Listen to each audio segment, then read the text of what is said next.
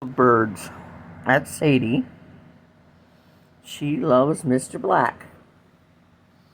Mr. Black will tolerate Chester.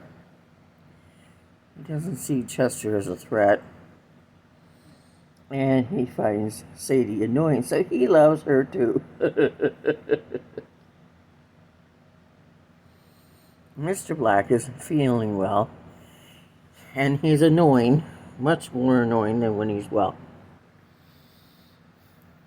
He gets really clingy. You know, when you don't feel well, you're clingy too.